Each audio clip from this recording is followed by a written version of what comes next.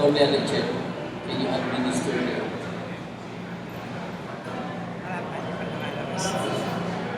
introduce the yes, sir. This is a continuation of the parliament review candidates for the position of Supreme Court Chief Justice of the Philippines. Your Honors, the candidates for this afternoon are the following: Justice Andres M. Jr. and Justice Estela M. PERLAS-BERNABE. The rules are present to this case, that I can administer the oath. Do you swear to tell the truth, the whole truth, and nothing but the truth in this part of the panel interview with the Judicial and Bar Council? May I request Justice PERLAS-BERNABE to stay in the room while the interview with Justice Reyes is being conducted. Justice Reyes, afternoon. First interviewer will be Judge Incumbent.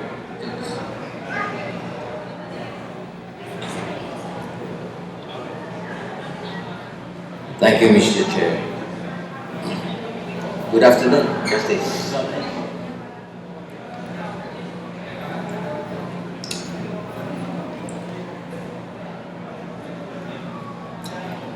By next year, May, you will be retiring from the Judiciary.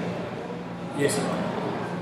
And assuming that you will be appointed as the next Chief Justice, you will merely have 1 year. Yes, sir. And considering the short span of time that you will have, can you give us a picture of what the future of the judiciary will be like under your term? I would like to think that maybe judiciary under my tenure can be a game changer.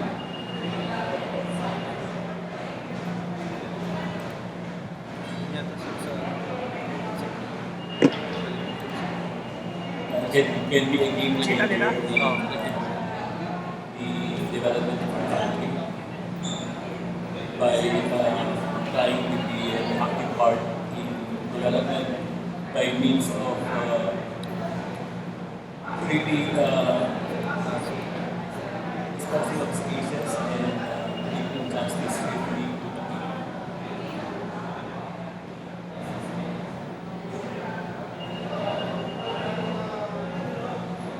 Now, what will your actions be in improving our courts when it comes to the enhancement of our facilities? Start na pero di. For our facilities, when I was signing justice. Hello, Louis. Oo, Louis. I manage it. Walang lumalabas sa YouTube. Theories, and one of them is the broken windows policy. Yung And live streaming yung kindly lumalabas. explain to that what that means. The broken Oo, windows policy naka-start na yung streaming pero wala pa nang lumalabas. And from the theories, Sige. a neighborhood or a building is Pero pag nag-live yan, magsa-start siya from the start kung ano yung abutan. I don't know. Ano? Pero sa TV, for sa TV live Meron na na. siya. YouTube, wala pa. neglected area. Sige. When you clean it up, the crime rate will go down. So in the Court of Appeals, I started the broken windows policy by making sure that most of the buildings were painted, the comfort rooms were clean, there was no broken window, there was no unlighted or non-functioning bulb. So this gave them a feeling that there's something doing good in the office, and this reflection or this philosophy went down to the mindset of the workers in the court office, as well as the justices of the court office. Insofar as dispensing speedy justice, how will you enhance its efficiency? Again, if I Ayaw may pa. recount my Tinawag ko na si struggles in the Court of Appeals. When I came in, we had to first identify all our database by having a database of all our pending cases. This took several months. And then when we had a database, I identified the 1,000 of these cases for Cagayan, Mindoro Station, the 1,000 of these cases in Cebu, and the 2,000 of these cases in Manila. And we discussed this with my fellow justices, and we strive to finish this. And when we finished the first 1,000 of these cases, what we did was we proceeded to the idea that perhaps we can finish all our cases within the 12-month period allowed by us specifically to decide the case, because we are given a deadline of 12 months to decide the case after submission submitted for decision. So the next process was that to be finished within 12 months from date of submission. And afterwards, the third part of the idea of declaring the court was that we would try to finish the cases within the 12 months it was filed. So if you are party and you file a case in January of 2019, we were striving to achieve perhaps finishing the case entirely by decision within the year 2019. So these are parameters that you just have to go slowly. In the meantime, you develop a work ethic which will be followed by those coming into the court of appeals. So it is a good mechanism, because once it starts rolling, it's hard to avoid, because we also had transparency in the court. We publish by the internet our cases. We will go to a kiosk in Cebu City or in Manila, and you can look in our kiosk by a touchscreen mechanism. You will see your cases, it's pending or not. Thank you. Now, it has been said that continuous trial is one of the means of reducing malpractice cases. What is your take on this? And if so, will you continue implementing this policy?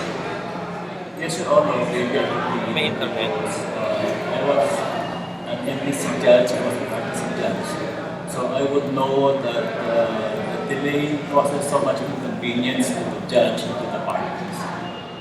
By continuous trial, you are strict with the appearance of the witnesses, and the lawyers make sure that they have the witnesses ready on that day.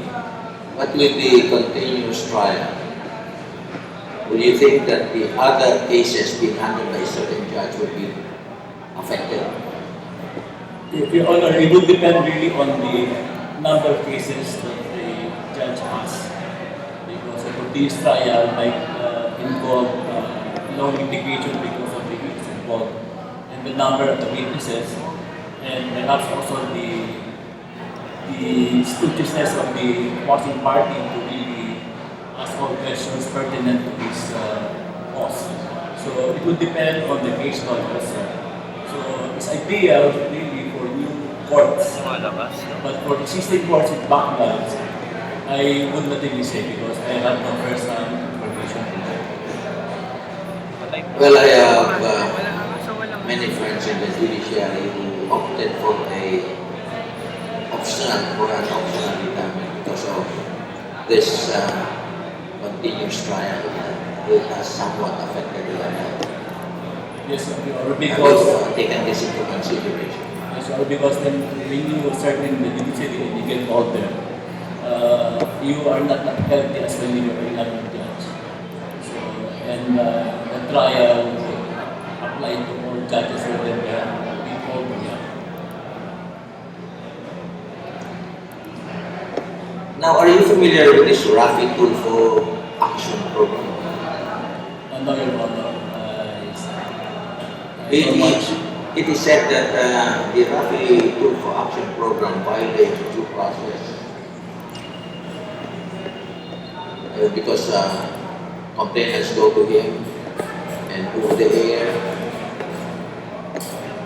disbursements control over the judiciary budget. Your Honor, I have some accounting sub-units in college, and I already handle the court of appeals accounting. So I make sure that all the expenses are duly supported by receipts, and I make sure that we adhere to the bidding process as mandated by the bidding law, so that we do not violate any. And we make sure, in fact, we have a year-end meeting with the COA to address whatever problems that was appeared during the year. When earlier, I will try to look at the 1,000 oldest cases in the RTC and MTC and see how they're supposed to be done. Then, of course, this needs a functioning computer system. So I would suggest that we borrow the system of the Court of Appeals and have it done with the Supreme Court, because I feel that it's a very workable system, tried and tested. And of course, we will monitor not only the cases and their decision, but we will monitor also the MRs and the entry of judgment. Then we will have another monitor just for cases that involves drug cases that involve detention prisoners, then another monitor for cases wherein you have public works budgets, and also so that we can monitor the PRS issue, then another case for family courts. So actually what we meant by reform is more monitoring on our part. I also have the idea that perhaps because of the traffic situation, we can amend the rules so that they can receive the filing of cases for evenings up to 9 o'clock in the evening because of the traffic situation. Other than that, looking at the idea that all the courts will finish all the cases within the time limit prescribed by the rules of court, as well as perhaps the ideal dream of any court system that the case filed today will be finished within several months from the filing. I think that's what we can do. Okay, let's go to another subject. And you must be aware of the perception, public perception, that there is just Judges, talk to court personnel, and perhaps also the litigants and lawyers. One of my management methods is management of walking around. As in, previously I was deciding justice, I go to the once a month or twice a month. So I have to go around. I have to go around every Thursday and Friday, talk to the people, talk to the judges, talk to the sheriffs, talk to the developers. And perhaps I get the grasp of what's happening down there in the RTC and JBC. And I would encourage people to just not talk, but really file complaint, so that we can have a case and we can they're found guilty, we can suspend them or remove them from service. Thank you. What is your opinion about the propriety of judges accepting allowances or financial support from LGUs for their court salaries officers?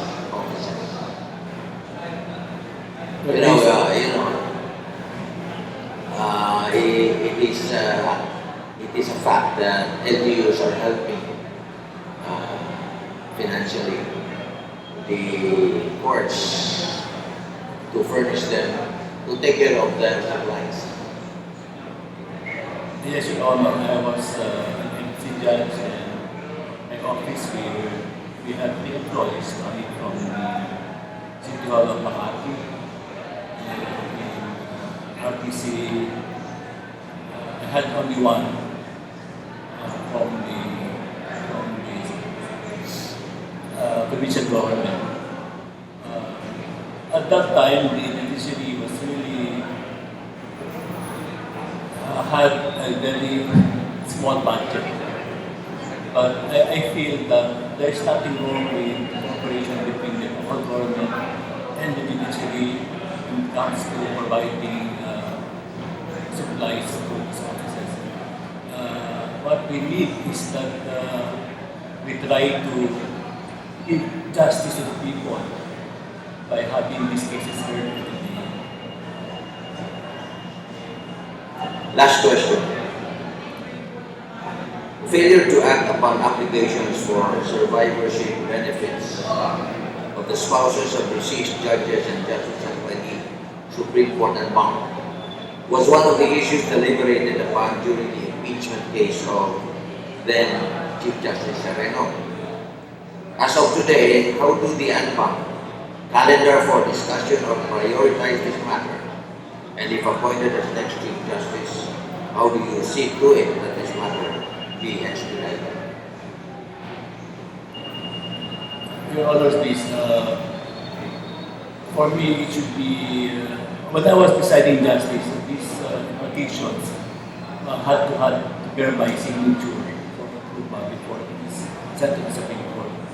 And it spent only an hour in my table, even 5 minutes. But then it is brought to the Supreme Court as a process.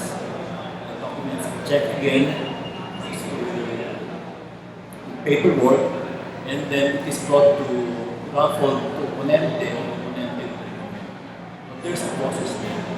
There's a raffle and there's a Ponente. And then the Ponente will submit his recommendations to the impact. I don't see any delay in that. But that was one of the reasons that Chief Justice Sereno was impeached. There were many complaints about failure to deliver the benefits within a reasonable period of time. Yes, Your Honor, there was some delay because what happened with the RTC and the MTC, the money for the benefits of the widows from the Supreme Court, there's enough funds. In the Court of Appeals, we didn't have enough funds to service the widows. So we had to wait for a disbursement from Congress. The law was signed in 2009, and the money was just appropriated around 2013 or 14. Okay. So they were also complaining to me, and they were telling me how come I am not approving this. And I told them that I should have nothing to do because there's no money and we cannot disburse money. There's no disbursement with us. In fact, I told them my mother is also a survivor and has not availed of it because there's no money available. Okay, thank you, Justice Reyes, and Thank you po. good Salamat luck. po. Good Thank you luck. po. Thank you very much, Judge Montalban. Justice Tiham. Thank you, Mr. Chairman. Good afternoon, Good afternoon, Justice. Your Honor. You will be staying in the court for the remaining 8 months, more or less.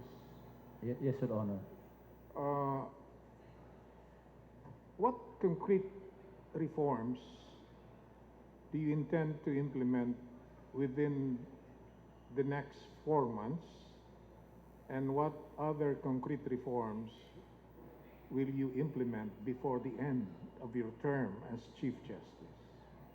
Well, one reform is really needed is really a good working computer system for the Court of Appeals, as well as for Is the this, RTC. is this and something that can be finished in 4 months or 8 months?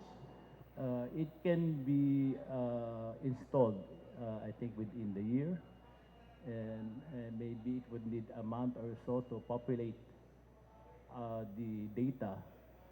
But once you populate the data,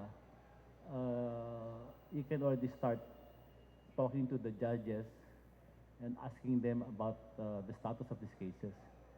I know for a fact that when you were presiding justice of the Court of Appeals, you were inclined to give more benefits to court employees. Will you be adopting the same kind of attitude in the Supreme Court if you are Chief Justice? I think, Your Honor, that our salary right now for the judges is more than enough. I think we are enjoying the highest salary ever in the history of the judiciary. So I'm not inclined to increase their salary, of course, the salary scale is mandated by Congress, but unless there's really extraordinary inflation, like 20%, 30%, and it erodes the purchasing power of the salaries. But I'm not inclined to say that their salaries are inadequate. In fact, when I was a judge, my salary was only 5,000. It was very low, and I could not live on it. But now, a judge could live on his salary. What But about regarding, Your Honor, maybe the employees that I can file, maybe there's a need to address their salary. I would be talking to them and asking them if their salary is enough for them. Because I know some of them are receiving only 10,000 or 12,000. So you have to figure out how they could survive on a salary of 12,000 or 15,000. But Your Honor, please, once the judiciary addresses its cases and improves its delivery of justice, I always told that to the Court of Appeals, I'm sure that the President or the Executive and Congress will see the wisdom of giving us more salary or more benefits, because justice, the delivery of justice, is an important part of society. as a member of the court, are you satisfied with the pace of case disposition in the country? Do you think the public is happy how decisions are decided by the Supreme Court?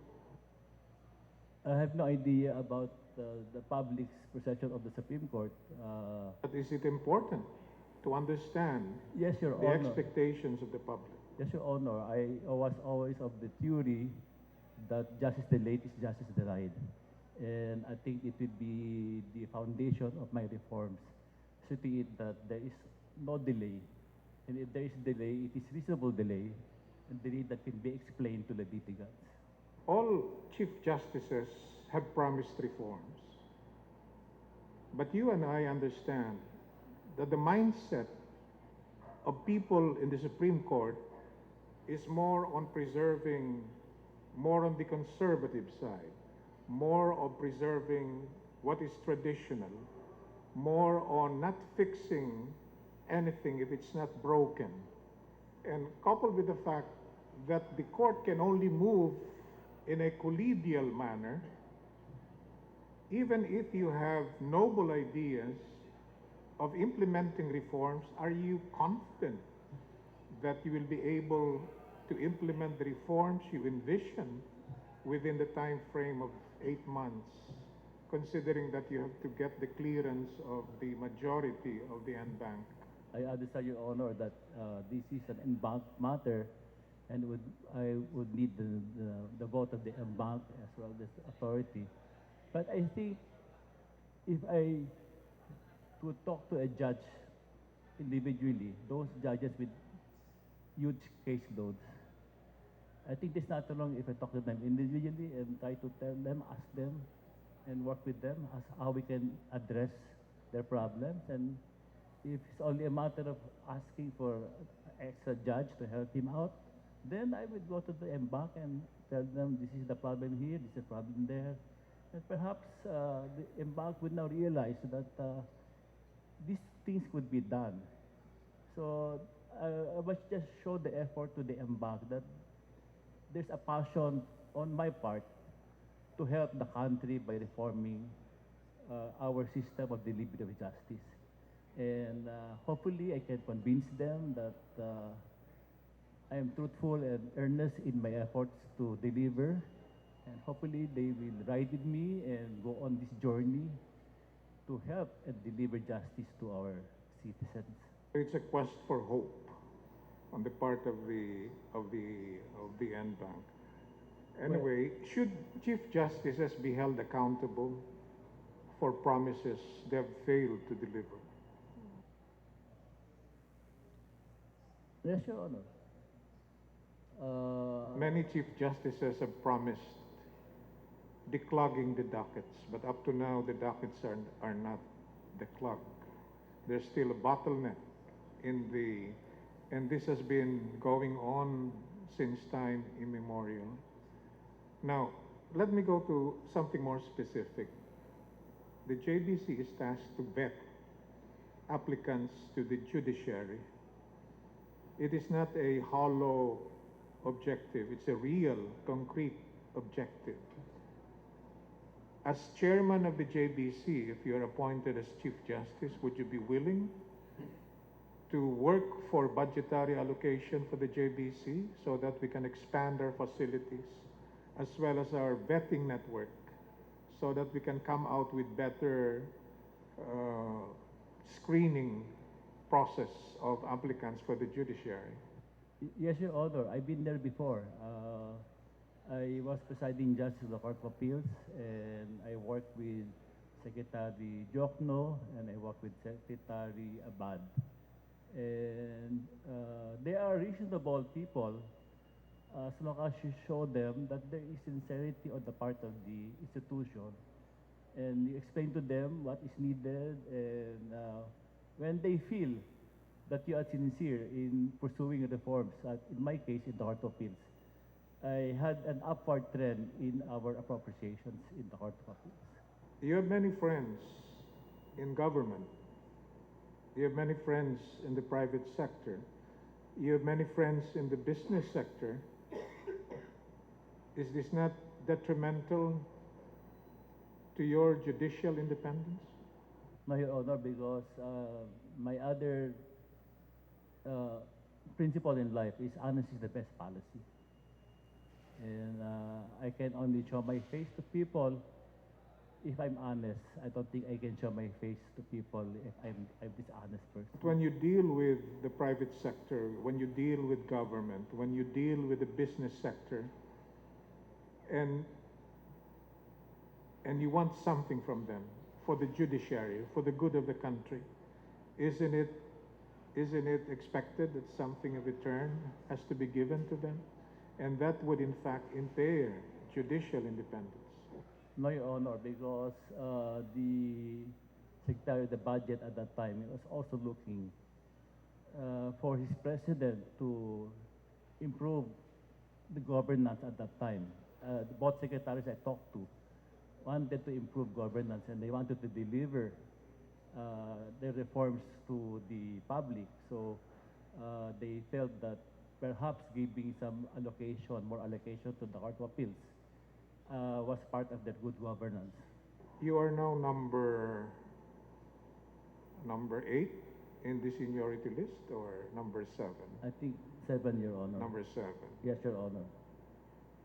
You think you have moral ascendancy over the first 6, that you can easily persuade them, if you are the Chief Justice, to pursue the reforms you would like to pursue? Well, I hope that as a better reforms, they will try to listen to me and understand my reforms that I will try to implement. And I hope that they do not look at the personality but at the reforms. Based on our experience and observation in the court, they are independent-minded.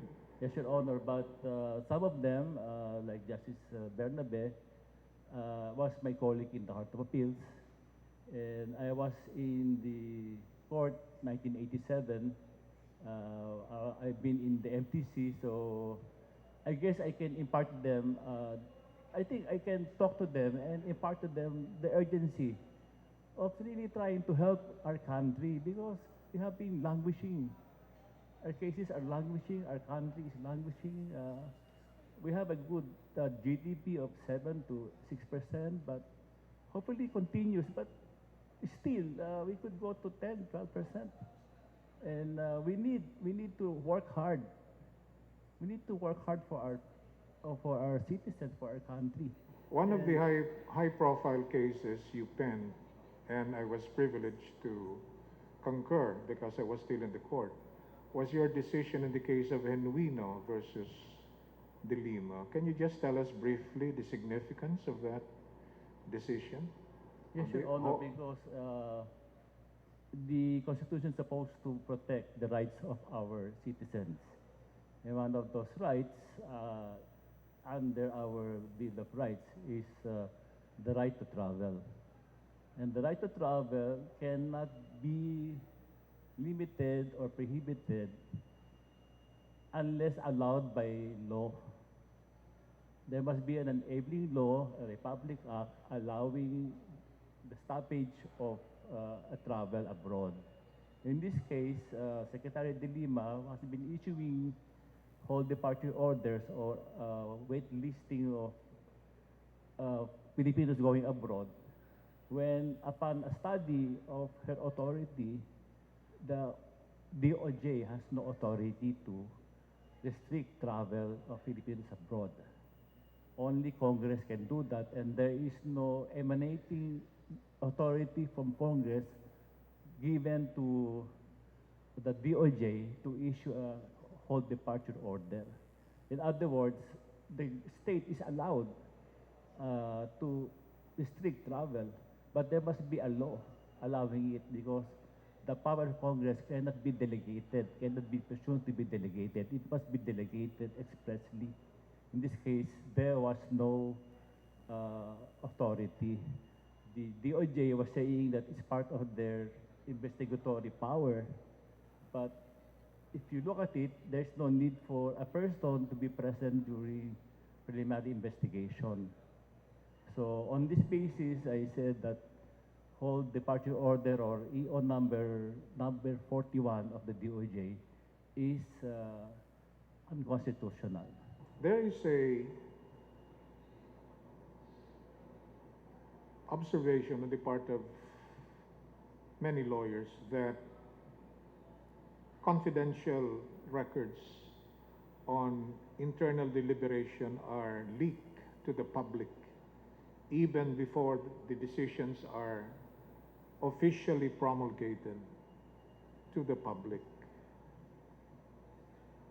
How would you address it as Chief Justice? Well, that's very hard to determine who of you is the one leaking out. On my part, I don't bring a cell phone to the en banc session.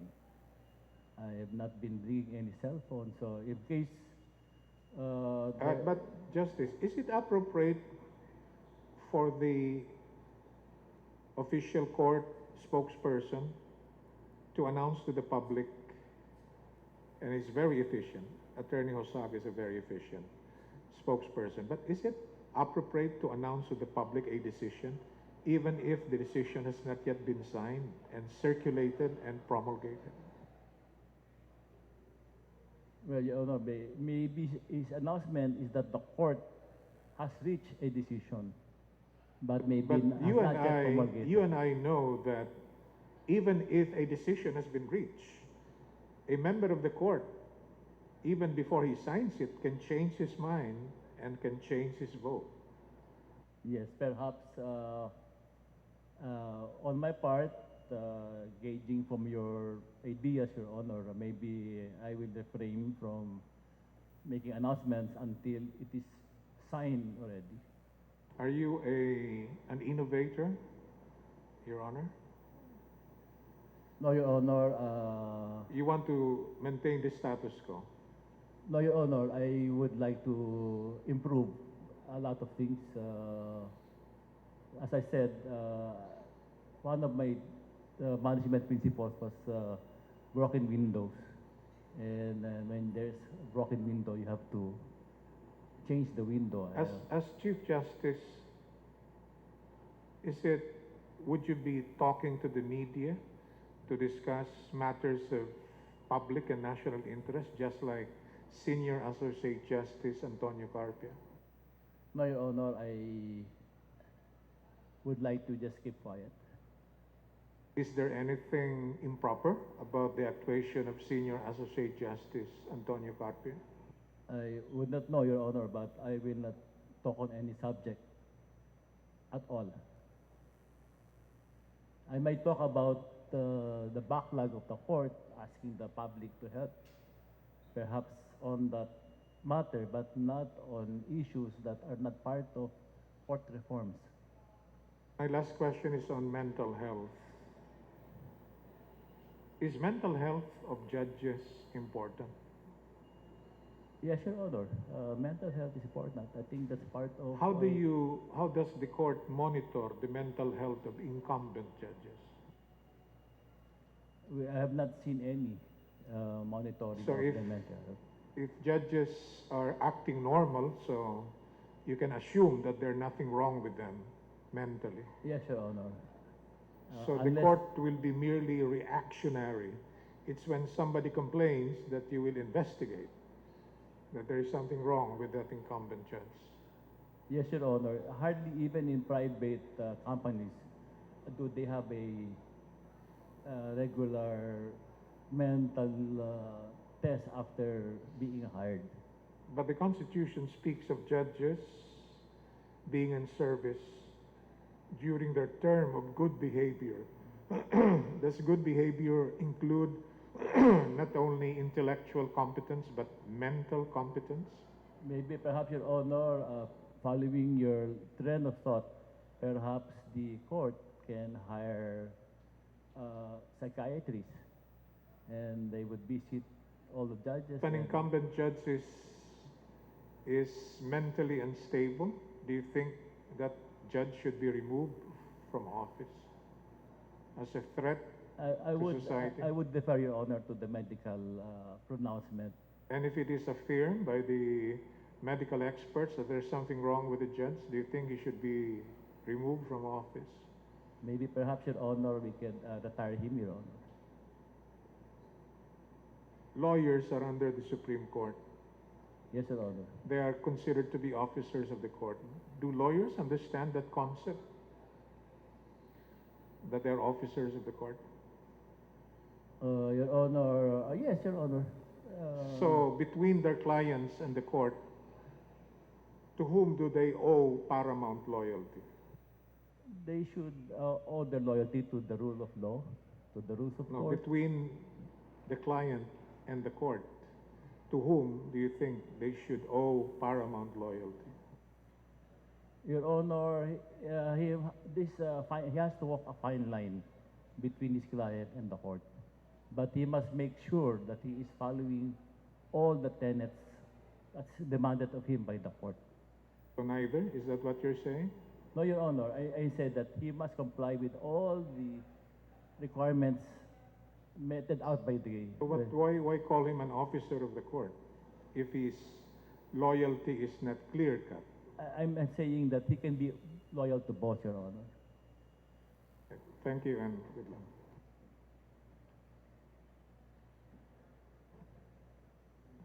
Thank you very much, Justice Judge Ilaw. Thank you, Justice Mendoza. Yes, good afternoon. Good afternoon po, Judge Reyes. Good How are you afternoon. today? I'm all right, sir. Okay.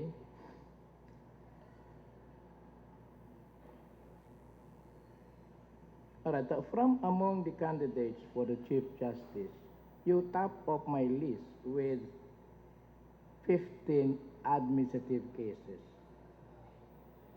The last one, impeachment filed by Edsel Lagman et al. On September 23, 2018.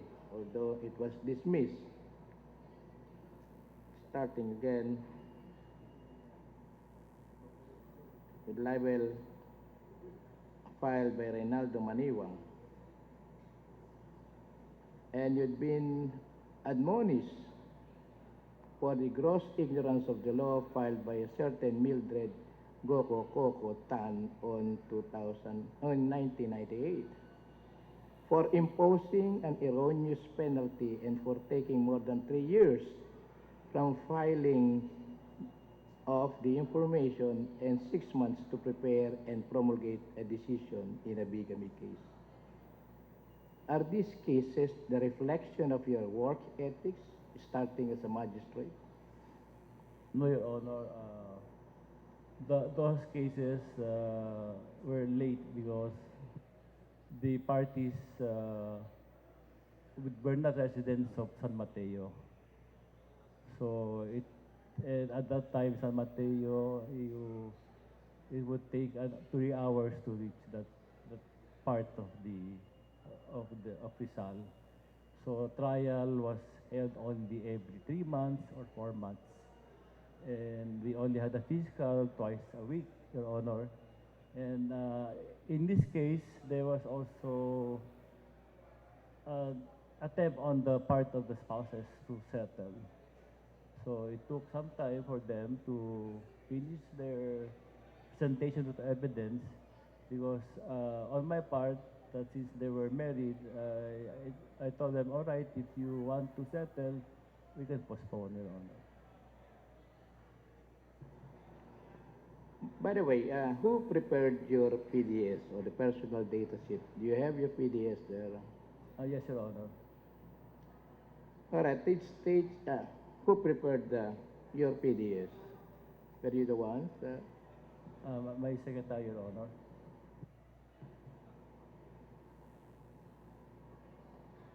All right, it states here that your height is 60 meters. Is this correct? About 200 feet?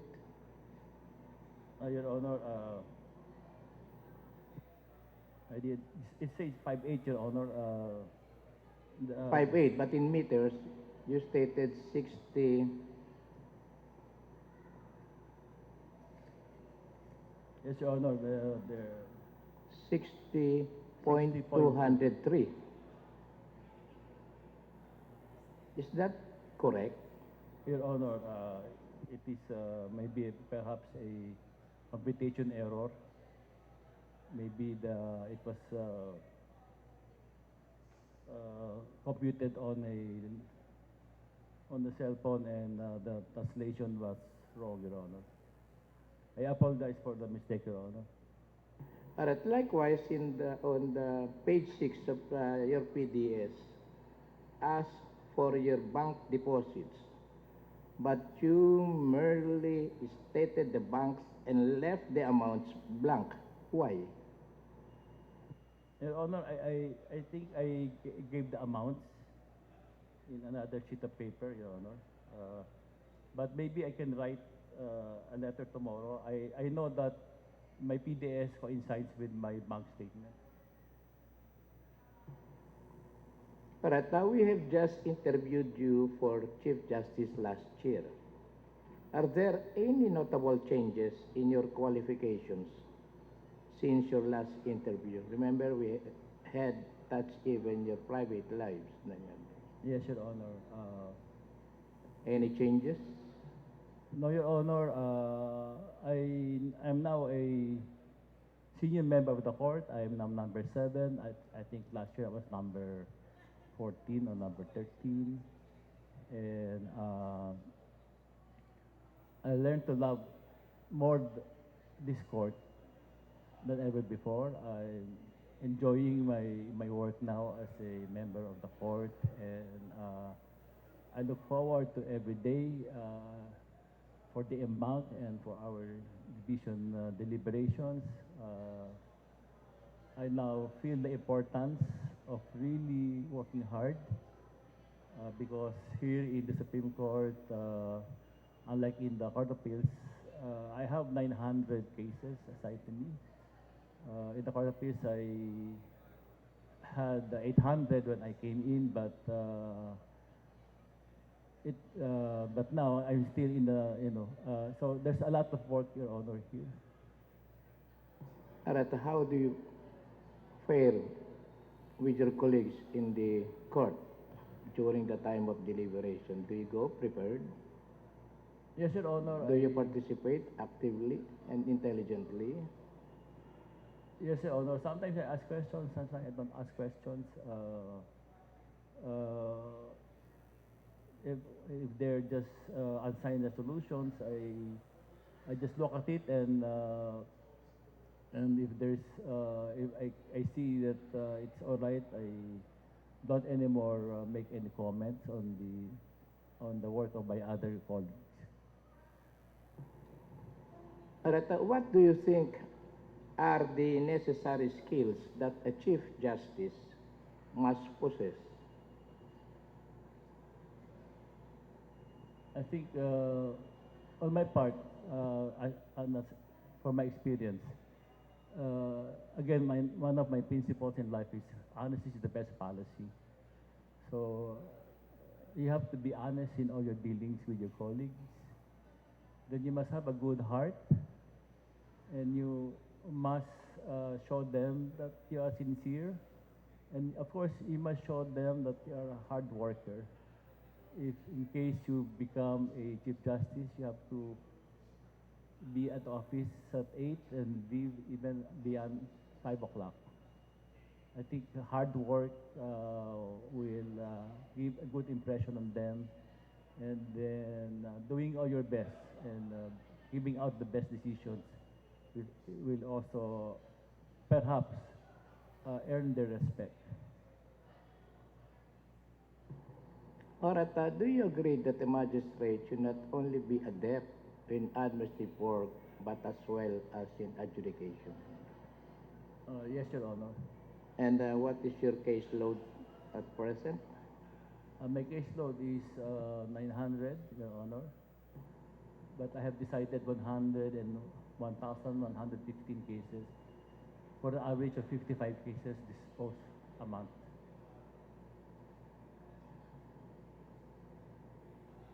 That is as of June 30, Your Honor. So your average monthly disposition is 60.83 from the 928 caseload. I think it's 55 only, Your Honor.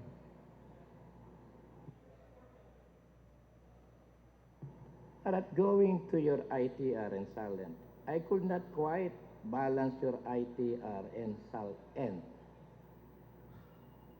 because the SAL-N started in, you submitted to this council for record that in 2007 you have 22,596,800.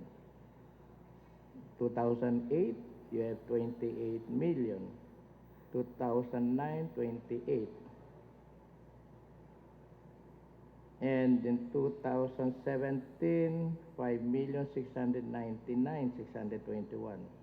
2018, 2,918,6359.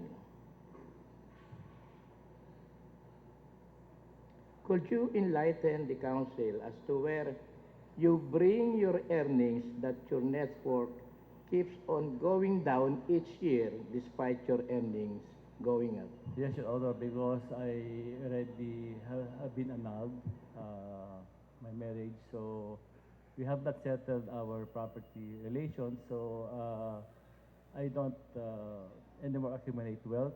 I just spend it on my children, and if I have some money, I give it to them, Your Honors. In fact, maybe this year I'll be donating my property to my children.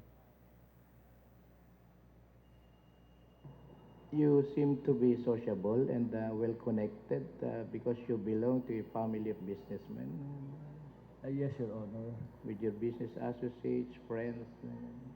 Are you aware of the canon of the new code of judicial conduct which states that magistrates should not only be free from inappropriate connections with and influenced by the executive and legislative branches of the government. If these people or people around you, business associates, would ask favors, how would you handle it? I always tell them, Your Honor, that I cannot help them. Because I told them that it's not my thing to really accommodate people for favors in the court. Especially when I was presiding justice, I really avoided these favors because I don't want to talk to another justice.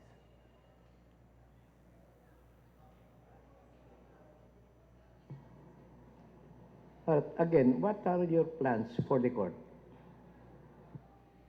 Yes, Your Honor, as I said, my immediate plans is really to have an inventory of all the cases of the court as well as the RTC and RTC and look at all these cases of the court and try to reach a program wherein we can have them decided as soon as possible.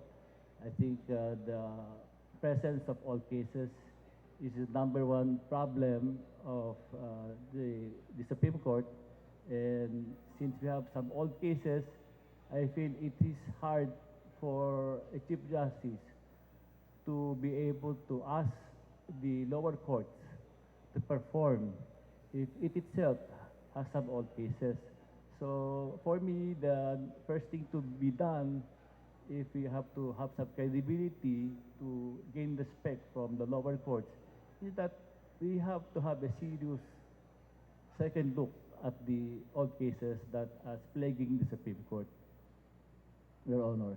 Then there's a lot of reforms, maybe additional members for the court administrator, as I said, monitoring of cases on a daily basis on my part personally, and I'll talk to the judges personally, and I would visit them every Thursday and Friday. I would be going around to all the areas of the country because there's a need to be there and touch base with our judges there. Being an MDC judge before, I would know how they feel, and I know that they are happy when they are visited by somebody from the Supreme Court. And again, how about for the JBC, if and when you're appointed as the Chief Justice? For the JBC, I'm happy with the performance of the JBC.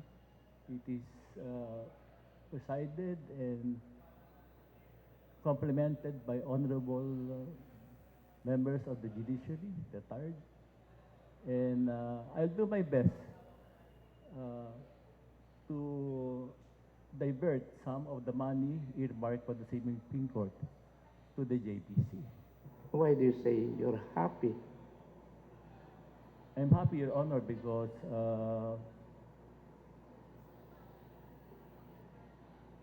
I like the aura of today's proceedings, Your Honor. Happy because do you feel comfortable there with us here?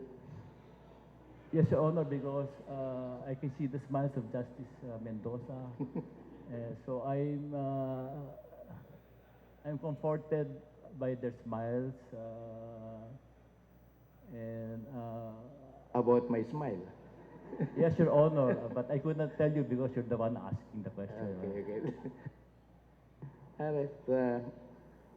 If I were to poll everyone you have worked with, what percentage will not be a fan of yours? I hope none, Your Honor. I hope none, Your Honor. And how do people in the court describe you, good and bad? Well, when I was in the Court of Appeals, my door was always open to my colleagues. They can see me anytime up to 5. And I am always there to listen to them and act on their request. And also the employees, my door is always open to them. And I told them, if you cannot see me or you're ashamed of talking to me, you can talk to your department head, and the department head can tell me your concerns.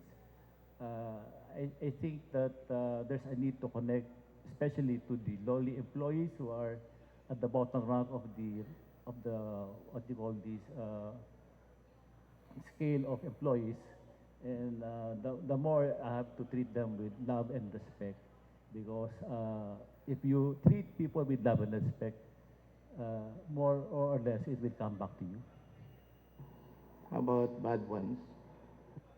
Your Honor, you just have to be of humility. For me, a bad one should be present in an organization, but I just have to forget him and not worry about him, and continue towards the goals of the office. I will not stop the office for just one person. All right, could you think of 5 other uses for a stapler other than stapling? Yes, Your Honor. It's a paperweight, Your Honor. Okay, what? Paperweight? It could be for your shoes. For shoes? Yeah, call that shoehorn, Your Honor. Shoehorn? Yes. 3. It could be For self-defense. self-defense, Your Honor. All right, and last one? Could be a hammer, Your Honor. A hammer. Yes. All right, my last question will be like this. If you were stranded in a deserted island, but all your basic needs are taken care of, what 3 items would you want to have with you?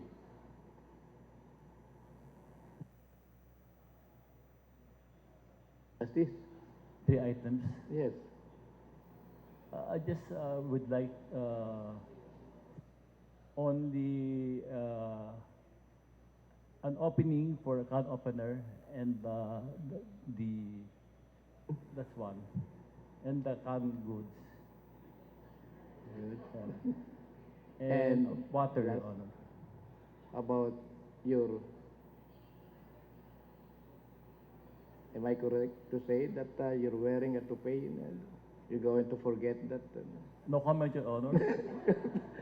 All right, thank you very much, Justice, and good luck again. Thank you, Your Honor. Thank you very much, Judge Ilao. Good afternoon, Justice. How many years did you stay in the Court of Appeals? You know, I think almost 17 years or 18 years. 17 years. And you came to the Supreme Court, what year? 2017, Your Honor. Years ago. When you came to the Supreme Court, did you find any broken window? No comment, Your Honor. No comment, Your Honor. No, you will be, you're aspiring to be their leader. Yes, I saw a lot of things that could be painted over or... Not physical. I'm reading your broken windows. Yes, Your Honor. Yes, Your Honor. As I said, It's a metaphor according to you. I feel that the computer system of the Court of Appeals is superior to that of the Supreme Court.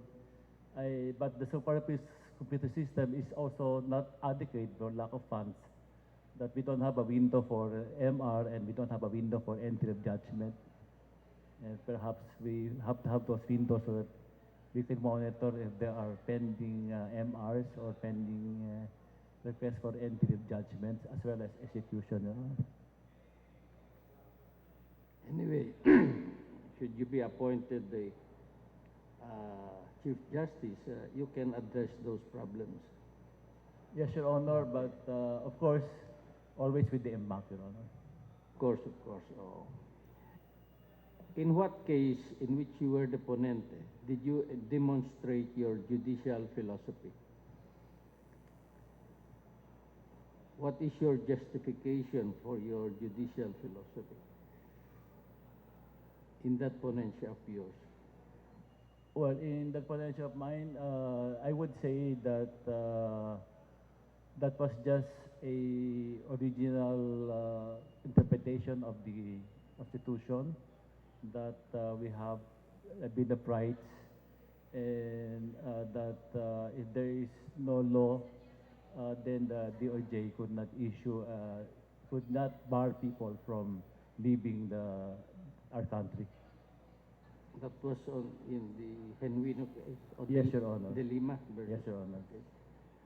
And your judicial philosophy there, in which is... Well, my philosophy on that part is just a plain reading of the Constitution, which is textual in nature, or as they say, an originalist, or as they would say, a exercise of judicial restraint, because we don't interpret the Constitution more than what it means, Your Honor. For which ponencia would you think you could be acknowledged for your intellectual leadership? The last two questions were sent in by one of your colleagues.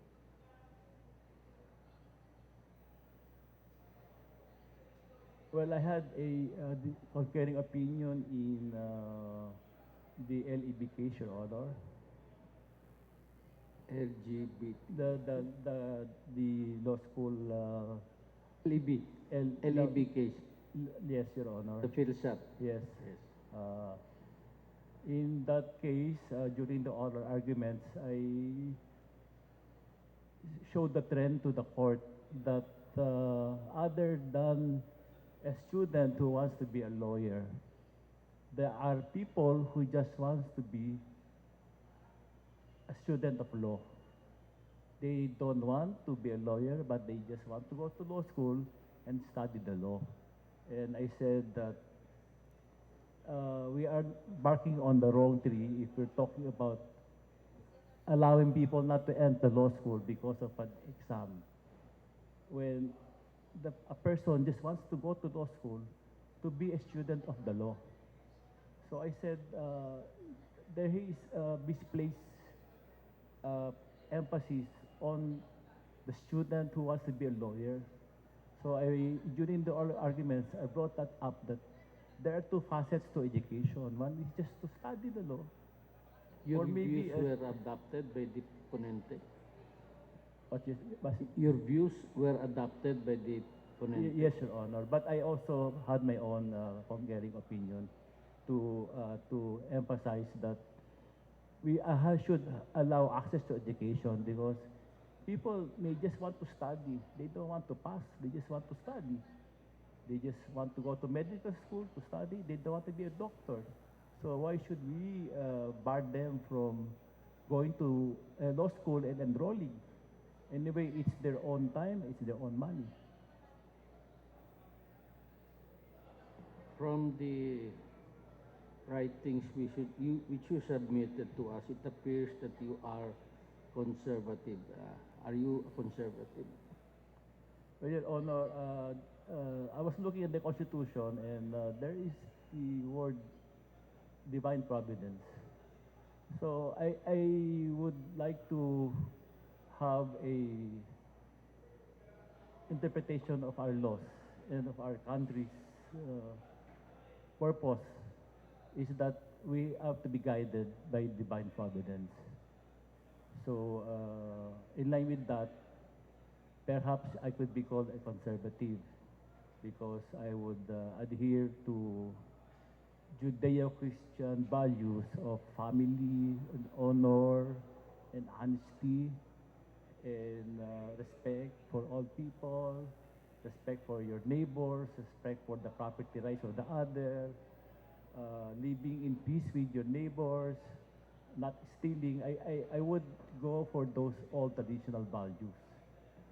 How about with respect to the rules? Are you liberal or strict? Your Honor, the rules can, there is a theory that the Constitution should be interpreted as its text would mean. And there's the other theory that a constitution is a living document and should be adjudged on the basis of contemporary society. So that we have So to you judge believe in a the living- action based on the society now. You're a believer of the living constitution. Your Honor, Be a judicial activist. it would be Just following up your answer. yes, Your Honor. You could be an activist and also be an exercising judicial restraint, because our Constitution, unlike the U.S. Constitution, has two systems involved in it. One is capitalism, one is socialism. So we have to be activists on one part or be unrestrained on the other part.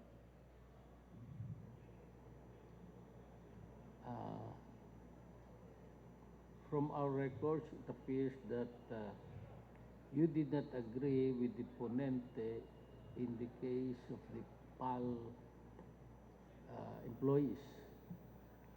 Can you explain your dissent? Yes, Your Honor, because under our rules, a second MR cannot be entertained, and once a judgment is final, it is final, and it would have to be in the embark before we do it again. So I went with the minority, Your Honor. In your view, you joined the minority because of a technicality. Yes, Your Honor. How about on the merits of the case? What was your position? On the merits of the case, Your Honor, it would appear that PAL really suffered some losses, Your Honor. But as mentioned in some forum, we need to filter the work of the Supreme Court. And the filtering is that with second MRs are not allowed. Otherwise, the court will be burdened with a lot of cases for the second MR and third MR. And I think in this case, the MR has to be addressed to the clerk of court, and the clerk of court could recommend dismissal. But in the PAL case, if I remember correctly, it was just a piece of paper that was the object of the reconsideration. So this was going around the filtering mechanism of the Supreme Court. Do you mean it was not a pleading that initiated the It was third motion for it was reconsideration? just a letter, Your Honor.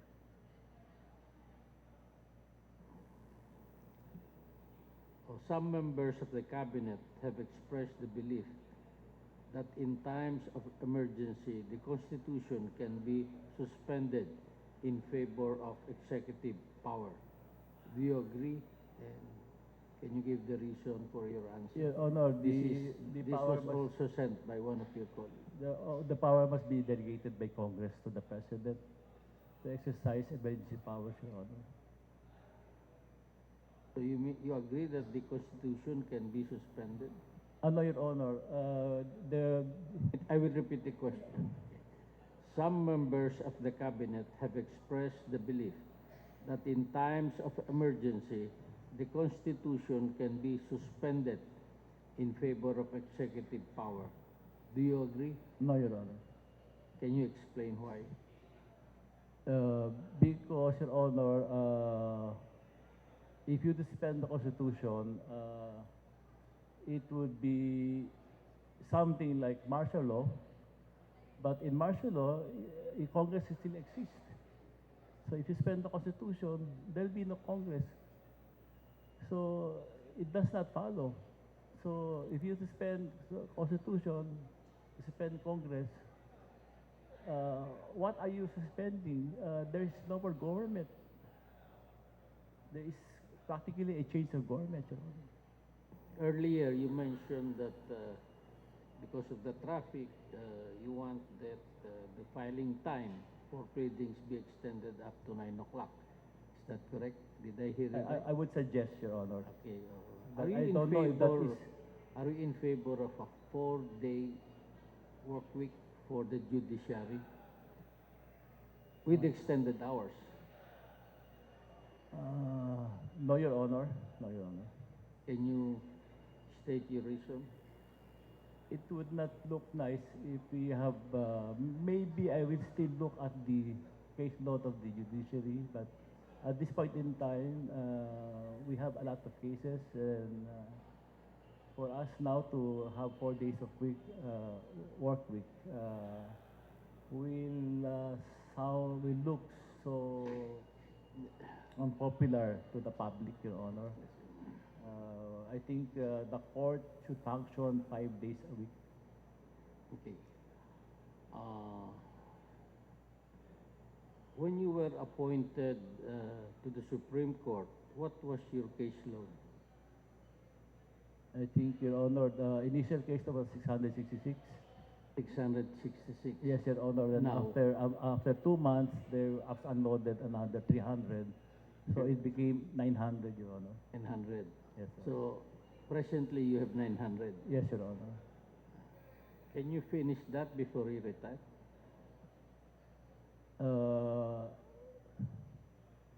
I think so, Your Honor, because by February, I would have no more raffle of cases. So Because of that. yes, maybe because I will not be receiving any cases. So from February to March, I will be working on those cases with me, and perhaps I can finish half of them, and from now up to December, it could still work. I ask you that because in the JBC there is a proposal. It's still a proposal, but it has passed the Execom that for the Supreme Court they should be able to work for at least 2 years. Do you agree with that? Because you are now in the Supreme Court. Do you agree with that view that they could work for at least 2 years? And the JBC will at the time of the application with the JBC, there's 2.5 years more to go. What is your view on that? You will be, should you be appointed as the Chief Justice, you will be the chairman of the JBC. What is your view? I will ask the committee, and if that is your collective decision, I'll join the collective decision of the JBC regular members. What is your personal view? Because you will be our chairman. Yes, Your Honor. My personal view is that it is laudable. In view of your experience in the Supreme Court. Yes, Your Honor. It's laudable and has a good noble purpose, and I would agree with it.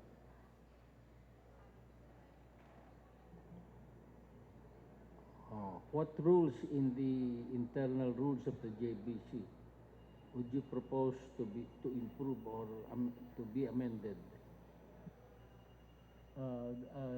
There is none, Your Honor. I said I've dealt with the JBC all these years, and I never complained, and I always said that it's all right.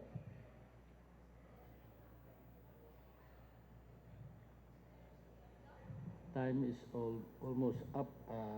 I'll give you this opportunity to say what you want to say, pursuant to your aspiration of a Chief Justice. Yes, Your Honor, I am a career worker in the Judiciary from MTC to RTC, Court of Appeals, presiding justice, and now associate justice of the Supreme Court. I thank the JBC for this opportunity, and I thank you for your kind questions. And this will be my last interview for a judicial position, but I know that I have another interview, the interview up there, and I would like to tell those people when I interviewed that I have served with honesty and truthfulness and fairness, and I have obeyed God's law in that last interview that I will have. Thank you, Your Honor. Thank you very much, Justice. You are excused. Thank you. Thank you very much, Your Honor, and good luck.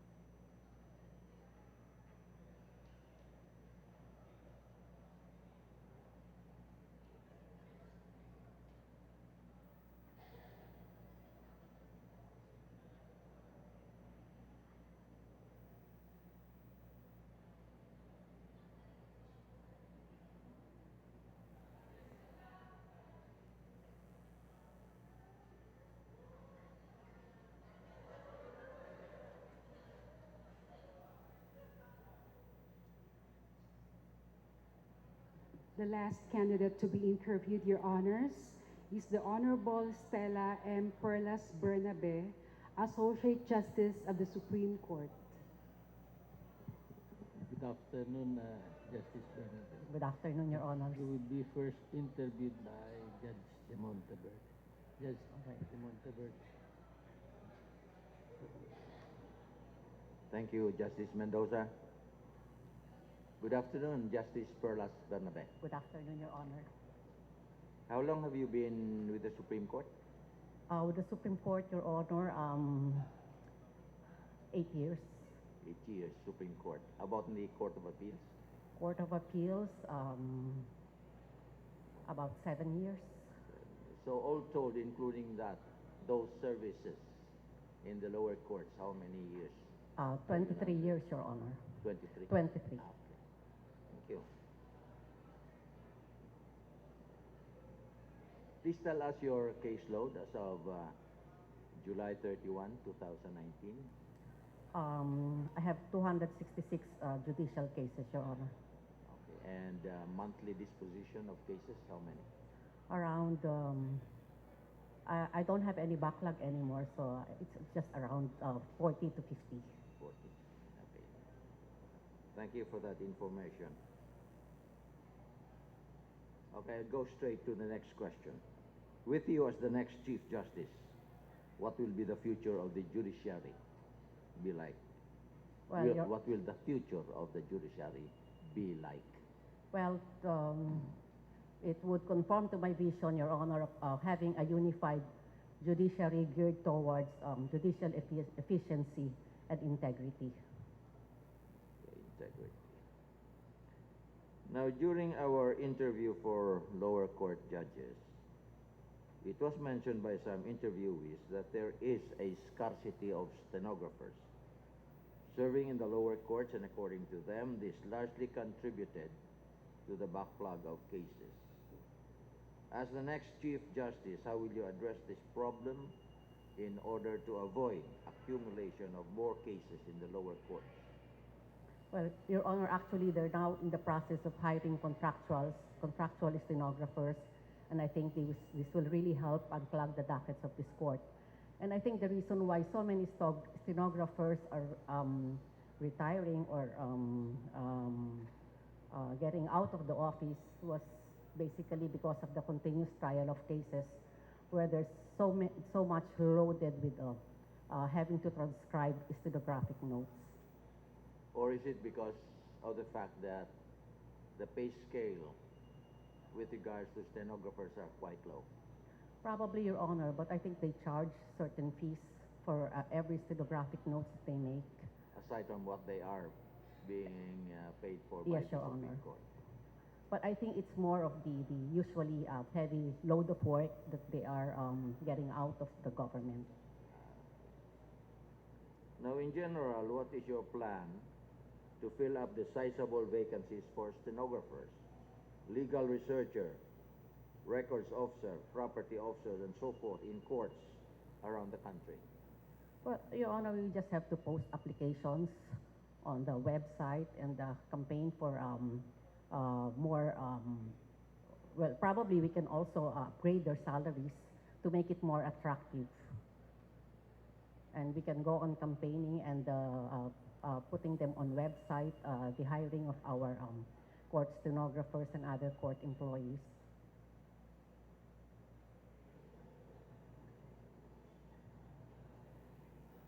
Now, during the term of Chief Justice Sereno, there were many complaints in so far as the retirement pays of the justices are concerned. What is your take on this, assuming that you will be the next Chief Justice? Well, How Your Honor, will you implement the speedy and hastening of the benefits that will be accorded to the retired judges or retired justices? actually, Your Honor, the benefits are now being taken care of more speedily because the applications for survivorship go through the court and does not pass anymore through any committee, unlike before during the time of Chief Justice Sereno. So I think it's going faster now because the applications are directly filed with the court. And, well, probably... Which court is that? The Supreme Court, Your Honor.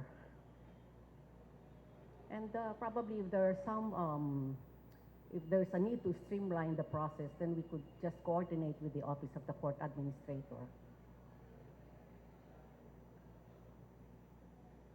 Now, I asked this question earlier this morning, but I will ask it again of you. Since 2016, it was recorded that at least 35 lawyers, judges, and prosecutors were killed in the line of duty. The Philippine Judges Association sought the creation of a martial system in the aftermath of these recorded killings, and according to them, establishing special marshals under the supervision of the Supreme Court may help prevent further killings. Do you think this is a good solution to the problem? Well, Your Honor, I think there should just be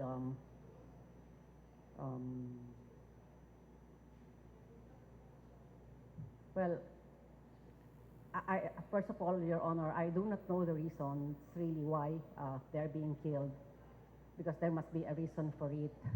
But I think we really have to guard the security of all the judges, especially the ones who are handling cases involving drugs and other heinous crimes. So I would opt more for probably more security to them than the martial officers. You will be opting for a security in favor of? The ones who feel that they are in danger, Your Honor. Including judges and justices? Yes, Your Honor. But you are not in favor of the special marshals? Well, I do not know, Your Honor, how much expenses will be incurred to have these special marshals. But I can check on the possibilities of this program or plan of action. So again, it's on the financial aspect that you are... Yes, Your Honor, because there are quite many... hesitant in agreeing to the establishment of the special marshal. There are many projects and plans, Your Honor, that we can think of, but sometimes it's the budgetary and logistical concerns that would bar us from really getting into the vote of the parties.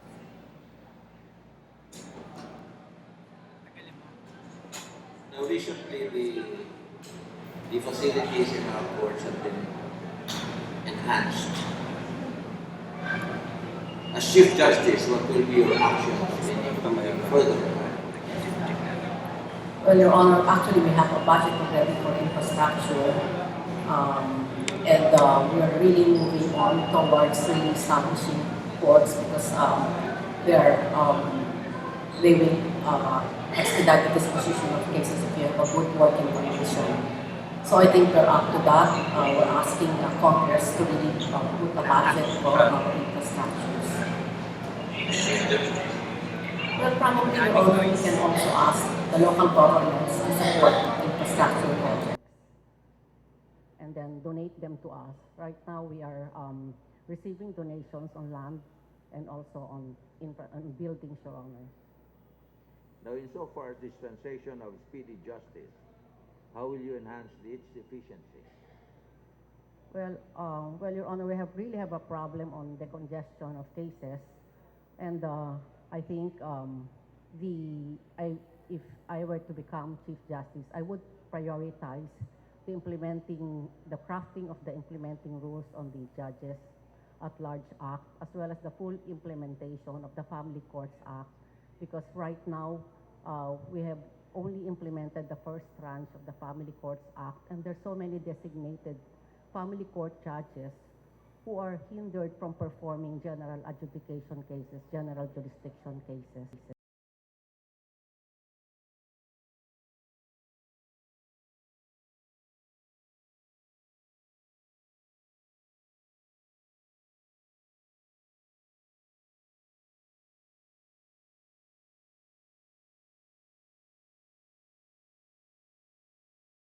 Such that the Office of the Chief Justice and the Office of the Court Administrator would have access to the management system of the courts. And then I can also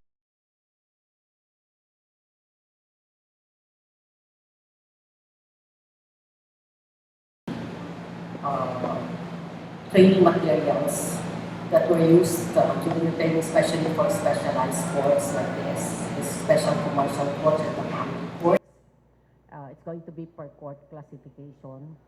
And another thing is we can also codify the various rules of procedure contained in administrative issuances into ordinary rules of procedure for the guidance of the bench, the bar, and the public.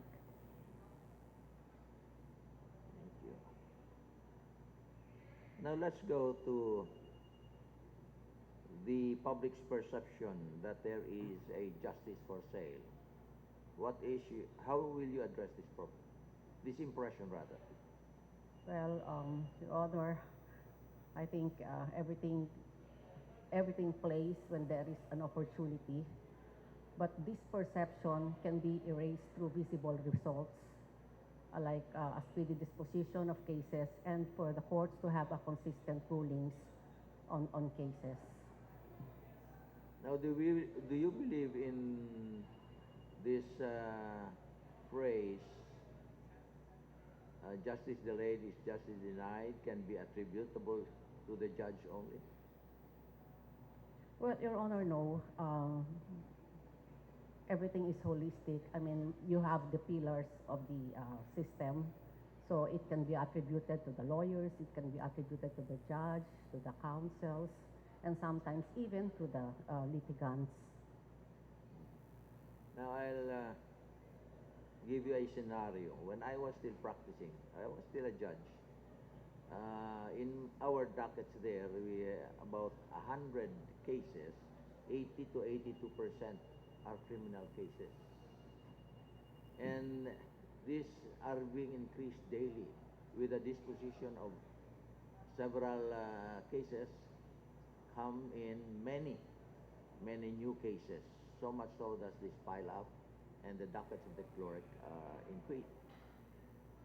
Now, the problem there in our place is that we had 14 RTCs in the whole of justice and 7 MTCCs courts, so 21 all in all. But we only had 11 prosecutors and about 9 public attorney's office. Instead of us hearing cases daily, we only hear criminal case once a week, and this continued until it piled up. Now, under this scenario, will it be one of your programs to have a dialogue with the Department of Justice to have a full complement of a court, meaning that daily there must be a judge, prosecutor and a public attorney in order that these things may materialize. Your take, Justice. Thank you, Your Honor. Your Honor, the first thing I would do, if appointed, would really be to set dialogues with all the various stakeholders and the key officials of the institution. And the purpose of this dialogue is really to lay down the framework or the groundwork of my vision. I will seek their cooperation and ask them to actively participate in achieving my vision, thereby creating a culture of inclusivity and empowerment. So that is really the first thing that I would do. I will hear from them their problems, and I will give them also the groundwork of my vision in such a way that we can hear both sides and all sides of the problem and find a concrete solution to it. Thank you, Justice.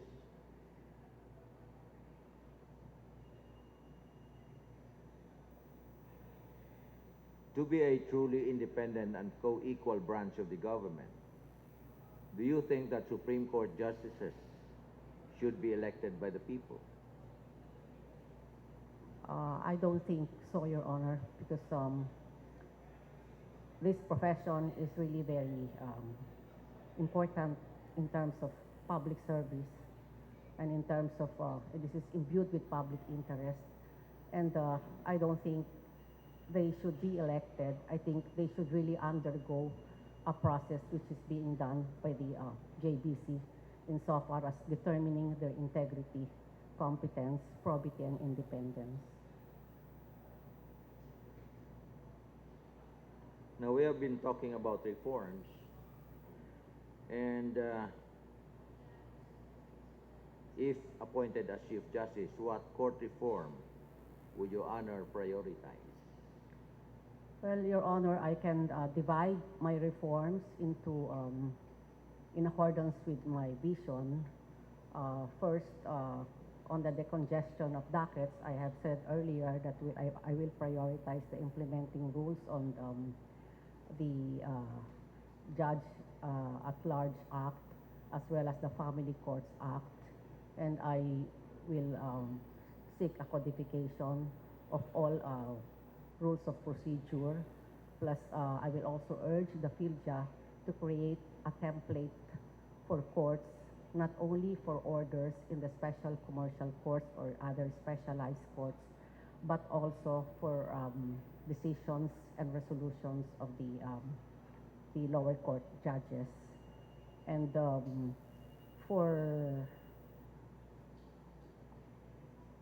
would you like to hear also, Your Honor, about Go ahead, please.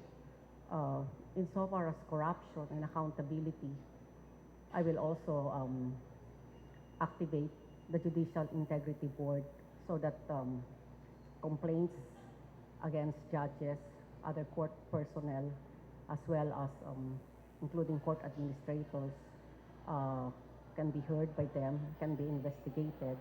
And likewise, I would also seek the creation of the Committee on Ethics and Ethical Standards of the Supreme Court so that we ourselves can really go through investigation for cases involving graft and corruption and other violations of the ethical standards.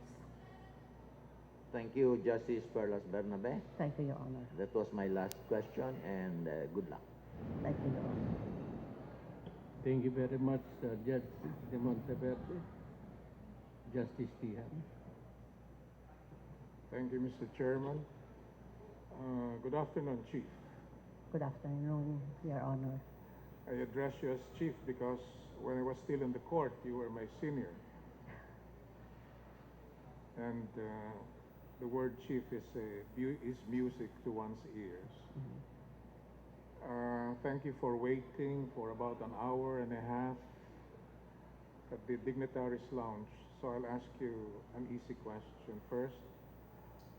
What is the Murillo Velarde map which you saw inside the Dignitary Lounge?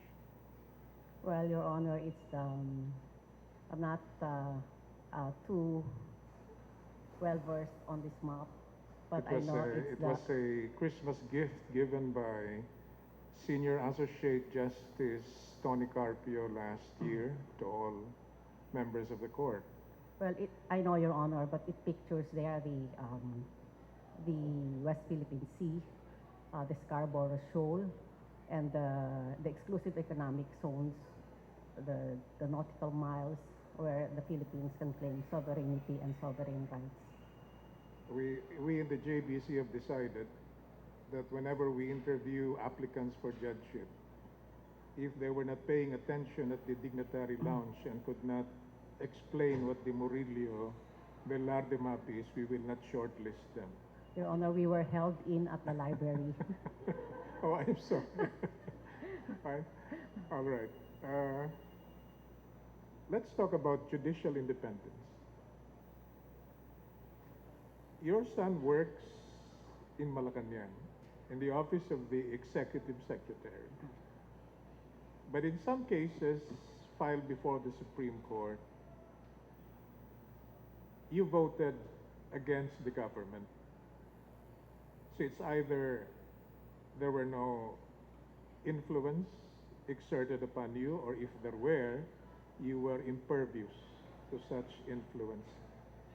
Do you feel conflicted when you make decisions which may ultimately run against the interest of government? No, Your Honor, because my son and I are governed by the separation of powers doctrine, he in the executive and I myself in the judicial. You dissented in the majority decision in the petition for quo warranto petition filed by the Solicitor General Calida. But in your dissent, you did not say that the then Chief Justice was totally blameless. You were just saying that it was the wrong mode. It should have been impeachment. You also dissented in the decision relating to the extension of martial law and things like that. No, Your Honor, I did not dissent in the extension of the martial law. Oh, you concurred? I concurred. Oh, I Yes, see. Your Honor. My mistake. All right. Talking about the Murillo-Velarde map given by Senior Associate Justice Antonio Carpio, if you are Chief Justice, would you be comfortable talking to media about matters of which you feel are matters of national interest or paramount importance? No, Your Honor, because my first duty is to the court, being a justice, and therefore I would feel uncomfortable speaking about issues like that because these issues might come to court, and it's a ways that I'll not be able to really voice out my opinion on cases like this.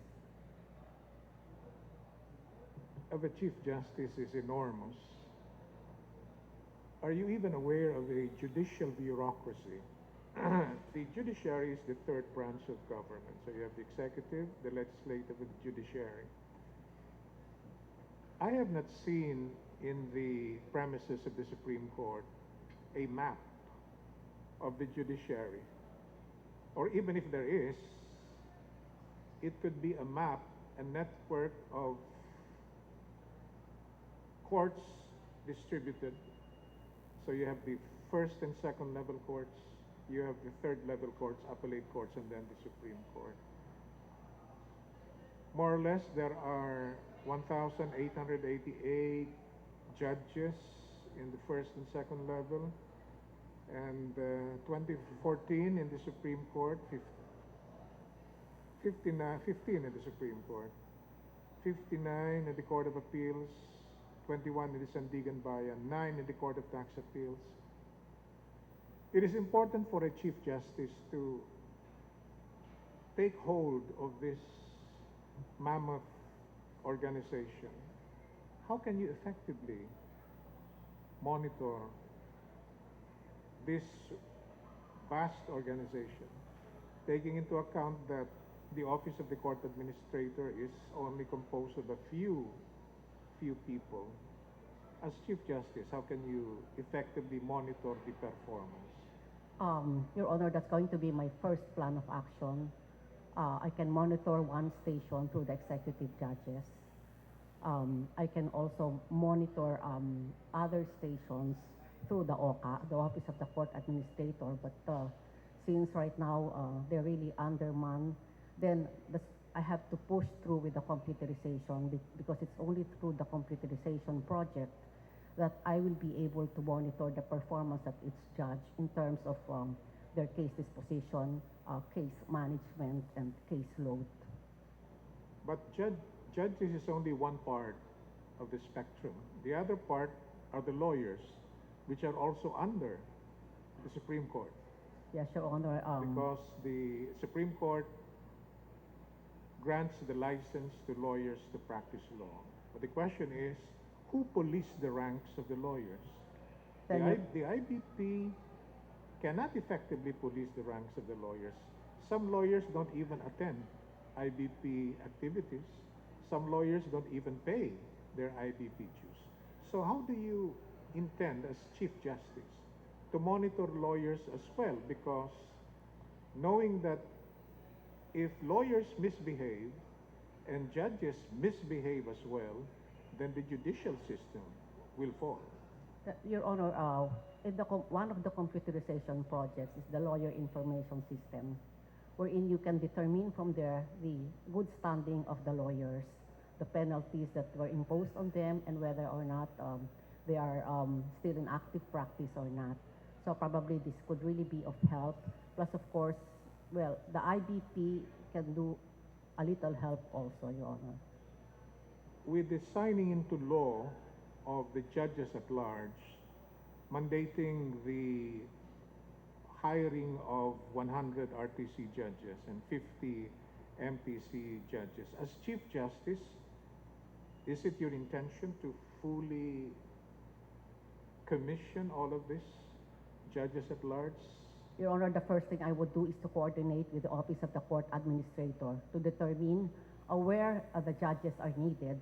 So depending on the needs of the courts, then that's probably the time that we need to implement even partially the Judges at Large Act.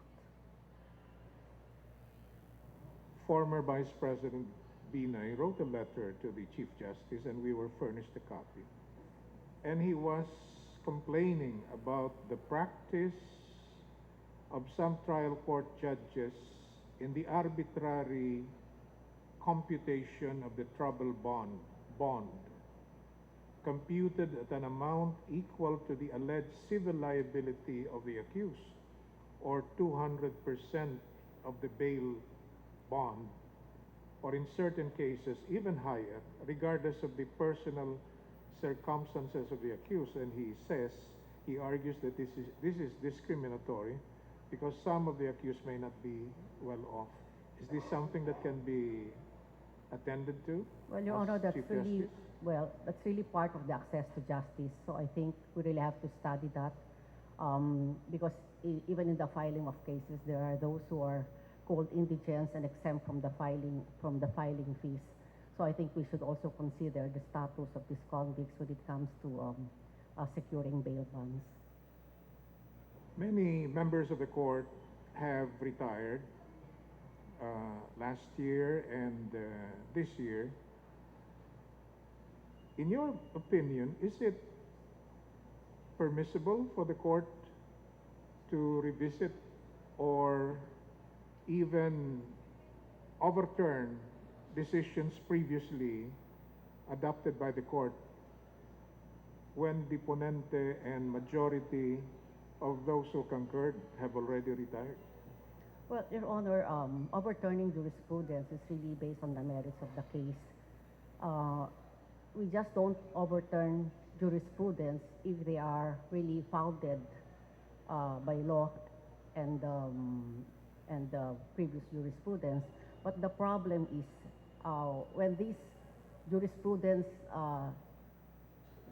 has no more factual basis because of the realities of the times, then it should really be abandoned and overturned. In your PDS, it is stated that you attended several training programs, both in the Philippines and in abroad. And on 2 occasions, we were together in certain conventions. In 2019, you went to Russia for a conference. 2018, Singapore France and Argentina, in 2017, Italy, Thailand, in the United Kingdom, to cite a few.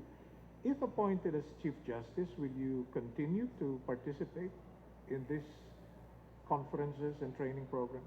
No more, Your Honor. I think there's a lot of work to do here. I don't think I could really travel anymore because of the administrative and adjudicative functions of the Supreme Court Chief Justice.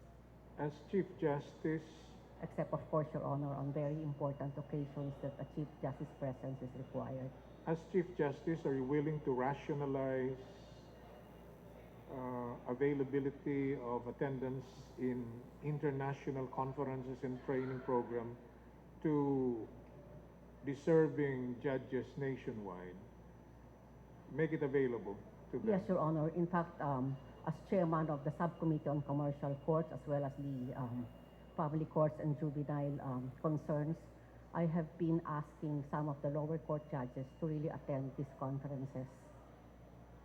But should preference be given to those who are outstanding judges? Because if they're outstanding, they're already trained. Or should it be given to those who may not have outstanding performances because they have less training? Well, Your Honor, the last time I was asked to designate 5 judges to attend the Women Judges Conference and other Women Judges Conference. I drew by lot the selection of these judges. I asked this question to the other applicant.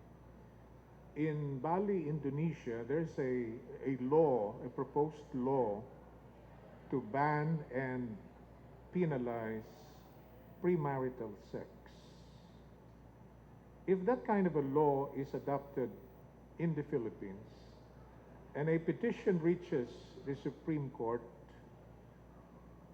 in your opinion, and by way of academic discussion only, theoretically, would you consider that law constitutional or unconstitutional? A law that would ban premarital sex, not amounting to prostitution or something else. Well, Your Honor, as of now, I don't think there is really a prohibition in our law and in the Constitution.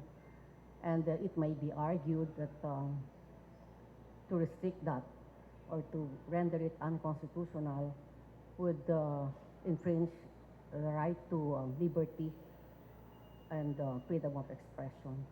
What is your understanding of academic freedom? Well, academic freedom, Your Honor, is freedom from interference insofar as academic institutions are concerned with respect to their goals and objectives. And of course, it may include the right to choose the subjects that they would want to teach, the people who will teach, and how they will be taught, including the right to admit students in their schools. Thus allowing students to go out to the streets to demonstrate and air grievances, legitimate grievances against the government, an exercise of academic freedom. Well, the students, Your Honor. Yes. Well, it's really a right to free expression. It's more of a freedom of expression, Your Honor, not the right of academic freedom, because academic freedom relates to school institutions, the institutions of education. And corollary to that, can the school administrators penalize professors, teachers, who allow their students to go out into the streets and demonstrate, to air legitimate grievance against the government as an exercise of academic freedom? The school administrators sanctioning professors and teachers who allow their students to go out and demonstrate. Your Honor, I don't think that would be included in the academic freedom of the schools. And one final question. You are now number 4 in the seniority list. Yes, Your Honor. Whatever reforms you would like to implement will need the collective collegial action of the bank. You feel you have moral ascendancy over the other members of the bank? Definitely, Your Honor. I'm very collegial, and I think with proper justification, I don't think they will reject any proposal I will make. Without mentioning names, what are your pet peeves in the court during court deliberation? Meaning, Your Honor, The things you hate during court deliberations, without mentioning names or people. well, Your Honor, probably the senseless dissents and arguments which have no basis in law and jurisprudence. Right, that's my last questions. Thank you and good luck. Thank you, Your Honor. Thank you very much, Justice Judge Ilaw. Thank you, Mr. Chair. Yes, good afternoon. Good afternoon, Your Justice Honor. Estela Bernabe. We had interviewed you last year, and it was really extensive. And I will not ask questions previously asked this morning. You may have been given tip of what my questions are. So among the applicants for Chief Justice, you have the highest net worth at 55 million. Could you explain to the public the justification for such? Well, Your Honor, I entered the judiciary in 1996, and we had already accumulated a little wealth. My husband is engaged in business, and I was earning from private and government institutions since 1987, Your Honor, since 1977.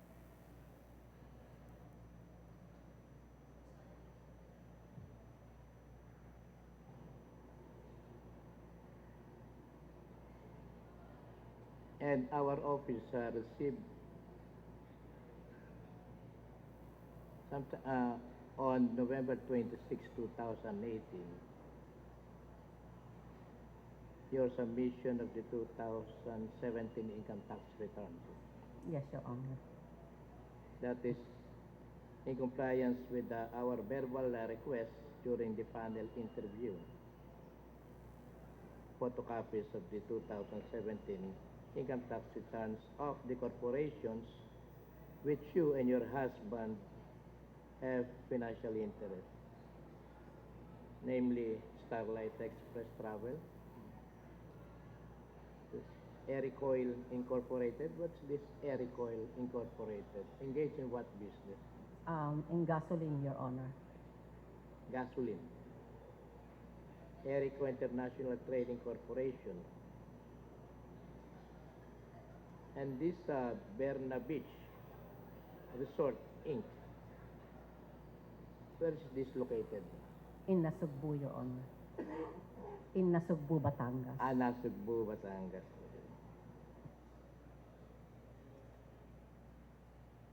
How long you been staying at the Supreme Court as an associate justice? 8 years, Your Honor, since 2011. And what do you consider your greatest accomplishment as such? Well, Your Honor, there were rules on the Financial Rehabilitation and Insolvency Act, the financial liquidation and suspension proceedings, and the cybercrime rules that were issued under my chairmanship. And I have contributed jurisprudence, my ponentials in some landmark cases which have changed the landscape of jurisprudence towards strengthening the public stance on the court's stance on public accountability. Those were my contributions, Your Honor. How about your most devastating failure, if any? In the court, Your Honor, or in life? Not in life. You like it to mention about your private life? Your husband is here, Rick. Well, Your Honor, actually, I have nothing, not really very devastating, except that sometimes you get frustrated with your with the decisions that are rendered by the court.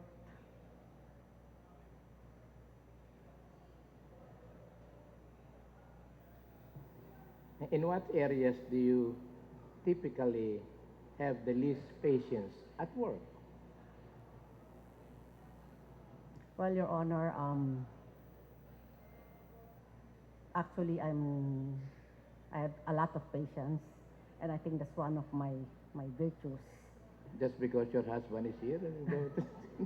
He knows that for a fact, Your Honor. Okay, thank you.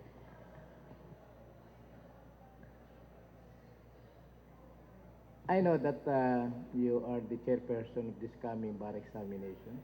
Yes, Your Honor. Are you already prepared in giving the bar examinations?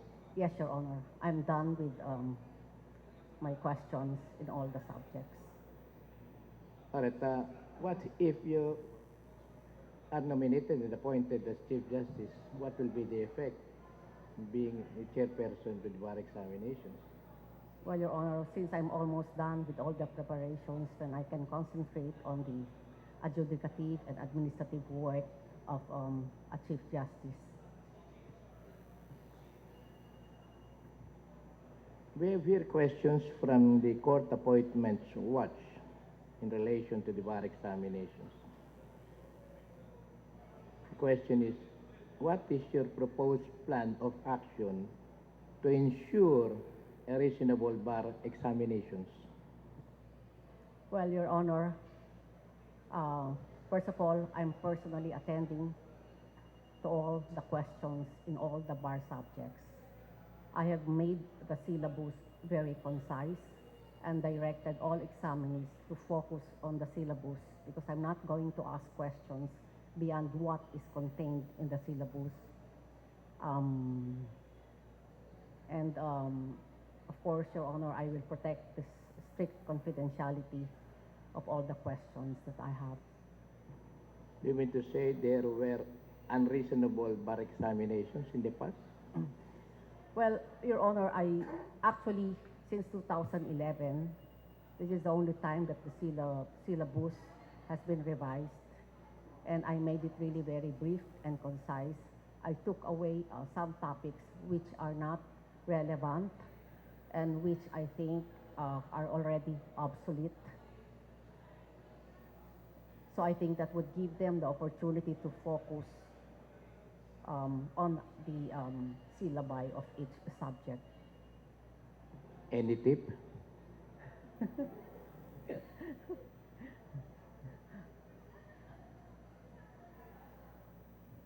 None, of course. But do you have any program on those who are not able to pass the bar exams? On those who did not pass, Your Honor? Yes, that who unsuccessfully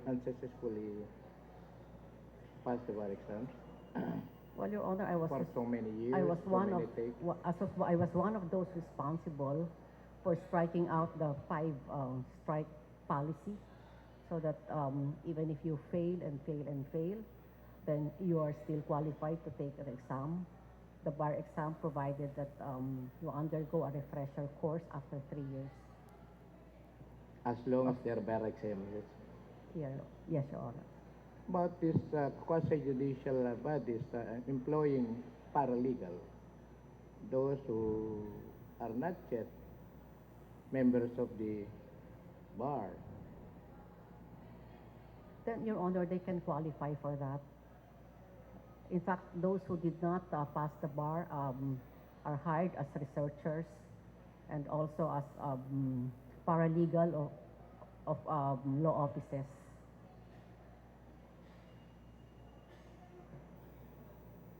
Now, aside from being Associate Justice of the Supreme Court, what are your hobbies? What activities do you habitually engage in? Well, Your Honor, I play golf once in a while. I watch movies. I travel. I'm always with my husband. Well, I attend social gatherings because that is a way of maintaining a healthy balance. Any talent of yours you can share with us? Dancing, singing? Well, I know a bit of dancing, Your Honor. Dancing. Can you Yes. demonstrate? Your husband is here. Your DI. All right, you've been with the Supreme Court as Associate Justice, working along with how many males, justices? 12, Your Honor. Now, presently, 12 justices in the court because there are 3 lady justices. How many lady justices aside from you? 2, Your Honor. 2. Justice Are you Carandang sure? and well, at least, Your Honor, insofar as the sex is concerned. Excuse me. So, what changes have you made in working with others to be more effective at work? Well, Your Honor, every time a newcomer comes in, I try to tell them of my work habits, and I inform them that if you do not move fast enough, you will just wake up one day and have a heavy load of cases.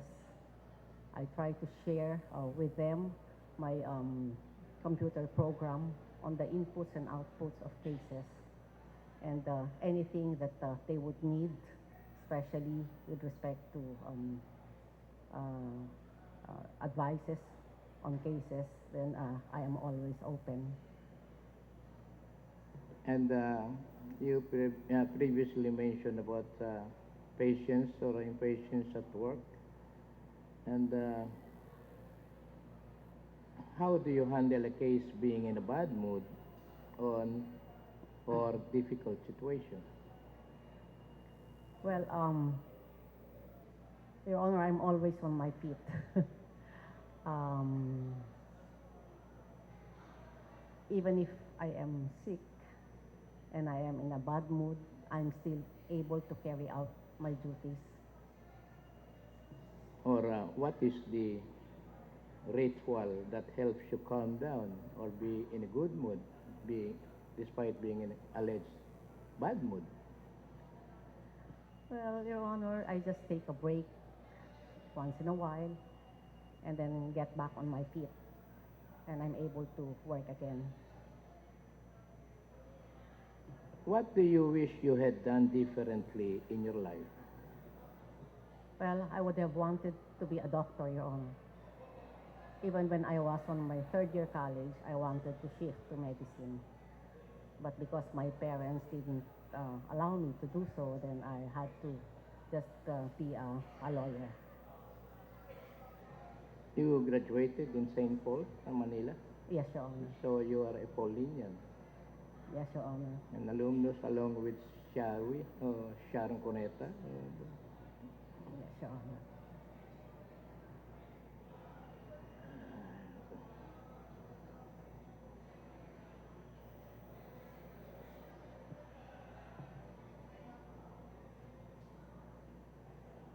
If you could be any character in fiction, whom would you be? Probably a superwoman, Your Honor. Superwoman. counterpart of Superman, not Wonder Woman. Why do you Well, say? anything that has wonders, Your Honor. All right, thank you. That Justice Leonen is there. We have to acknowledge the presence of Justice Leonen. You would like to share with us any questions that you may course it to us? All right, thank you, and good luck again, Justice Bernabe. Thank you, Your Honor. Thank you very much, Judge Silao. And since Justice Leonen is here, I will ask you some question which he proposed. In what case in which you were deponente did you demonstrate your judicial philosophy? And what is your justification for your judicial philosophy? Well, Your Honor, I have so many cases where I reflected my judicial philosophy. And my judicial philosophy depends upon the uniqueness of each case. When the statute is clear and the intent reflected is in consonance with the intent of the lawmakers, then I interpret the law in accordance with what the statute says, in line with the separation of powers doctrine and in deference to legislative process. And this I did in the cases of Po, Lamanzares, where I dissented, because to me, the Constitution does not include foundlings in the list of enumeration, and that it is also consistent with the principle of sanguinis, where you have to establish blood relation to your parent. And this was also reflected in the case of Delphine Lee, where I also concurred with Justice Luke Bersamin, because when I go over the elements of syndicated staffa and simple staffa, it is required that the money appropriated come from the general public. Now, when the law is not clear, well, in that case, then I am a bit of a textualist. But when the law is not clear and I have to uncover its intent, then the task of determining the intent would be based on reasons, logic, the practical impact on society, and sometimes even the practicality of the times. And these cases were reflected, this pragmatic approach is reflected in my ponentias in the PIDAF case, and the PIDAF case, which is the Bellica case, and also the Carpio Morales case, which is the condonation doctrine, where the previous jurisprudence were struck down because they did not have any legal foundation, notwithstanding that this jurisprudence had existed in our in the court for a long time. Can you name cases where you dissented and your opinion was adopted by the majority?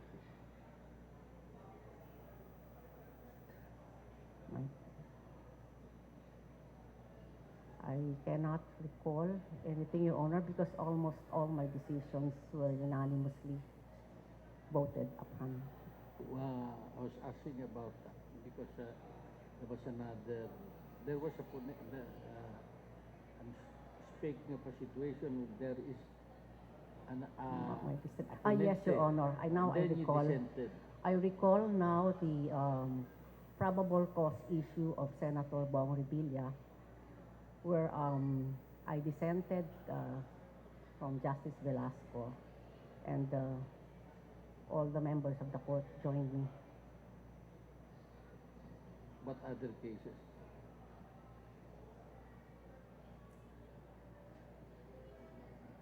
I cannot recall, Your Honor.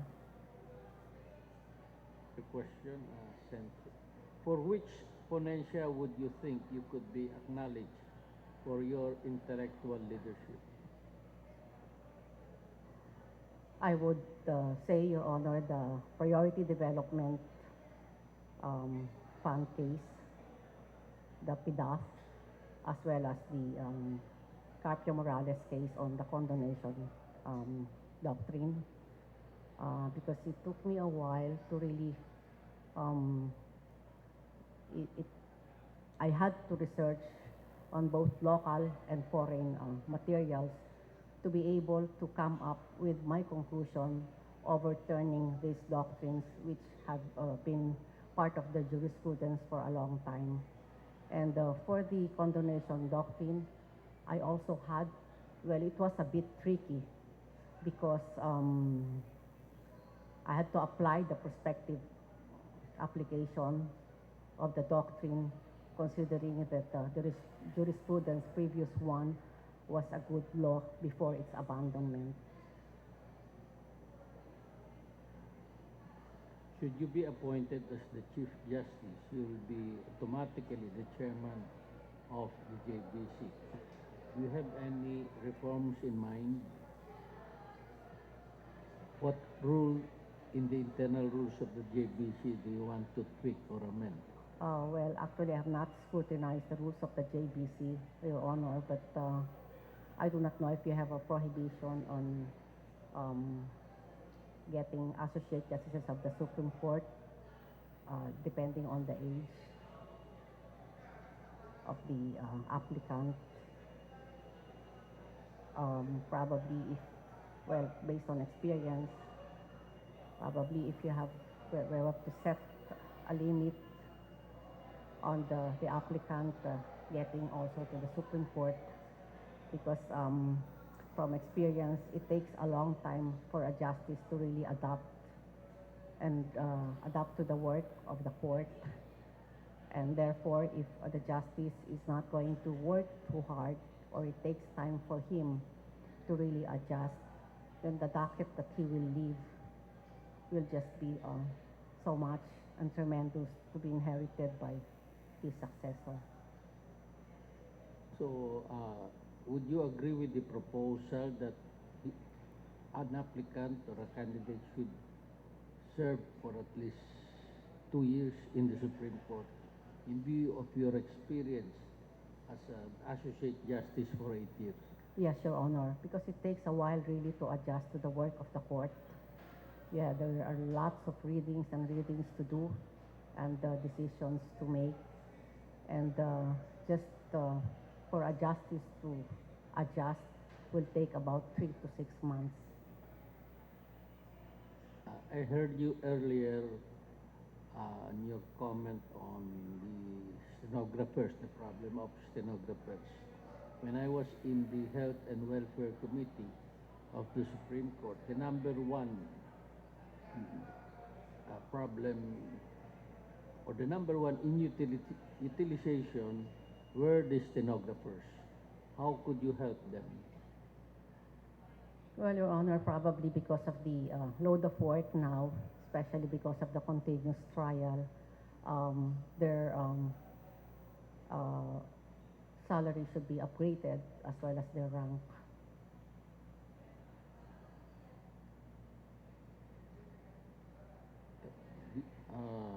That will require legislation. Yes, Your Honor. How about immediate remedy to help them? Not only in their work, but also in their physical health and well-being. Well, Your Honor, we can provide probably for, well, they're covered by insurance, Your Honor. Probably we can adjust their pay through the stenographic notes charges that they charge.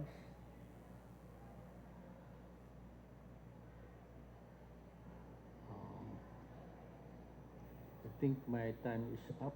Well, I have several questions here, but I'm giving you this opportunity to say what you want to say pursuant to your aspiration as a Chief Justice. Well, Your Honor,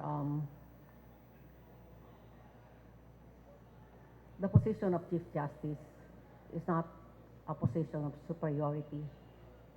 It is just an opportunity to lead the judiciary. So whoever is appointed, I would like to request that he hears his constituents, the problems that they have, and remember that the collective effort is a key to success. And above all, I think he should always remember that he owes loyalty to the Constitution and the people. Thank you very much, Justice Bernabe. That will be all. Your excuse. Thank you, Your Honors.